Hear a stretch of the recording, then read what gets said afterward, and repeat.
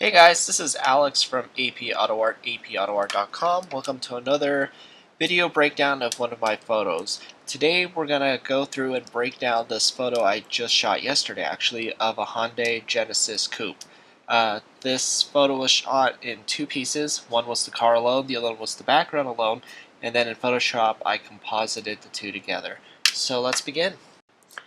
Okay, well, for the background, this is the image that I used. I took a few different images, but I liked how this angle here had the road.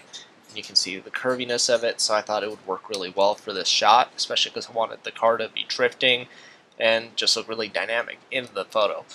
I used the Photoshop blur gallery, the path blur, and created a bunch of these paths, start slow and fast, to give that really quick movement as it gets closer to the camera.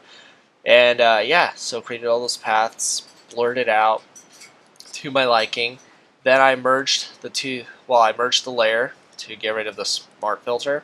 And then I actually did the, let's see here, filter, camera raw filter, and increased the contrast. And using a mask, this is how I painted it in. I wanted the road to be pretty sharp, have a lot more texture in it, and some of the trees, not too much, but just a little bit to give it that definition. After I had the background done, I went through and added some adjustment layers. The first thing I did was using curves, darkened up all the darks in the image, and let's see, so as you can see here, just darkened everything up, got a lot more defined, more contrast, and more interest in the dark parts of the photo. Then, using brightness and contrast, I darkened the road up, just so it would have more interest and contrast. Then, using another brightness and contrast layer. Oh, this one.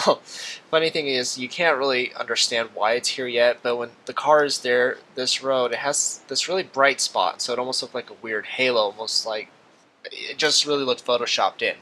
So I went through and darkened up the road in this spot just to have the car more planted in the image itself. Then, adding kind of almost like a vignette effect, I went through and painted in darker curves, and then brightness and contrast, as you can see here. And the goal of this was to just darken it up in the front to add more of a fade, get your eye to not really focus on the front of the road as much, and just add more contrast as well.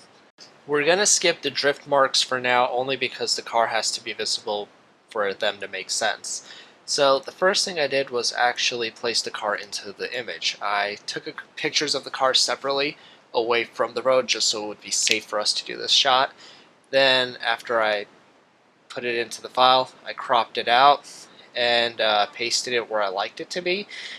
Then I started going through and adding definition to the car itself. I wanted the paint of the white paint to look more white, so using a gradient map and selective color, I went through and did that, just eliminating any tones that did not look white.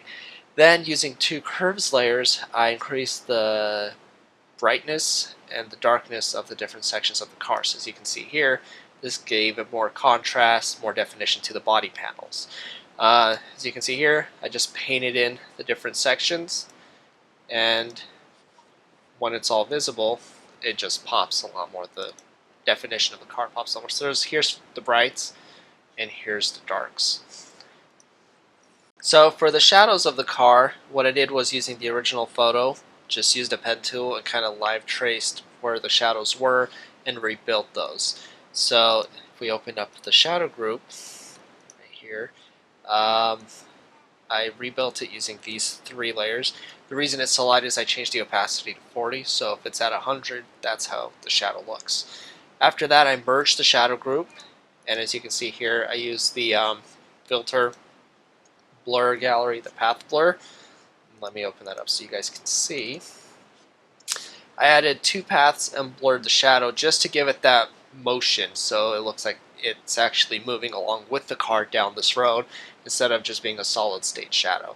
I have this at 100%, but if you see without these, there's some areas like around this wheel, it just looks weird. So I put in the original folder as well and just changed the opacity to 40 just so it's not completely visible, but it still adds enough definition. After I had the shadows done, I wanted to blur the wheels so it looks like the car's actually moving really quickly inside the image, so it looks real. So let's see here. The front wheel, this was easy. I just copied the wheel itself and blurred it vertically just to give that movement of the tire itself. The back wheel, this one was a little more involved. Let's see here. For the blur itself, I added a spin blur on the wheel and tire itself and added the movement speed. Then I made another copy for the tire itself and added a path blur to give the motion of the tire blurring as it's moving as well. I didn't do anything on this back right wheel only because it's so dark in the image that you can't even see any of the tire, so it didn't need it. And finally, I added some dust to just kind of have it look like it's picking up dust off the ground and just shooting it, just a lot more action. And to paint in the dust, I actually used a custom brush that I built. I copied over 2 of the tones, brighter and the darker one, and just drew that in. Adding the drift marks is something I decided to do to kind of really sell the image that the car is just really hauling through this corner and drifting along. The way I did this was I used a random image I found on Google of tire tread and pasted it in and used the warp tool to actually define the shape and make it move along the same angle and everything. And then, let's see here, using a textured grungy brush just took away some of the detail just to make it look like it's just on the road itself. So very simple, but just adds a little bit more interest and sells the idea that the car is just really hauling through this corner. After that, we have the leaves group. So the leaves was a very simple thing to add. What I did was I pasted a bunch of different photos of leaves in here, then using the filter, blur gallery, path blur, just added a blur to the leaf to make it look like it's flying away from the car. The reason I added this was just to add an artistic feel and touch to the image, and since this is a fall kind of time, I thought orange leaves would be a nice touch. Now that I had everything done before adding the final atmosphere effects, I sharpened the image. As you guys have seen in the other video, I use 3 different high pass layers. One is on overlay, the other 2 are on soft light. I adjust the opacity as needed and just get the image to look more crisp and more sharp. For the atmosphere of the entire image, the first thing I did was get a neutral tone to the image. It didn't change it too much, but I just wanted to do that just in case. So here's a curves layer. I used the 3 eyedroppers to get that done. I might make another tutorial explaining how I do that in case someone needs to learn. Then I added another curves layer, just kind of adjust the tones a little bit to give it more contrast and definition to the entire image as a whole. Then I added a color adjustment curves layer, and this one I just played with the 3 tones, the RGB, and changed those settings around. I don't have a special formula, I just change them around as needed until I get the result I like. And for the final setting, I added a levels layer, and here I just went and increased the red and the blue just ever so slightly to add a little more color to it as well. For the final group, all I did was add 2 gradient maps, one for the dark, not gradient maps, gradients. One's for the dark, a gradient coming in from the bottom up, and one for the light, a white gradient coming from the top to the bottom. And the reason I did this was just kind of get the attention drawn to the center of the image and to provide a little more contrast and interest.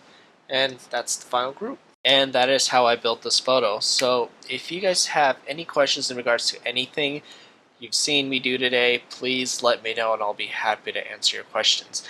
You can find this photo, a high-res version of it, in the link in the description, so look below for that as well. I plan on releasing one of these video breakdowns every Monday. It's kind of ambitious, but at the same time it'll keep me busy photographing cars.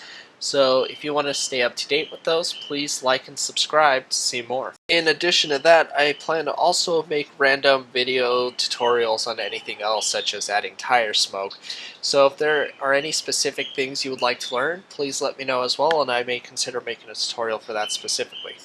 Lastly, if you guys want to connect with me on social media, you can find me on Facebook, Instagram, and Twitter as AP Auto Art. Thanks again for watching, guys. I hope you learned something today, and if you did, go out there and take some pictures of some cars. See you soon.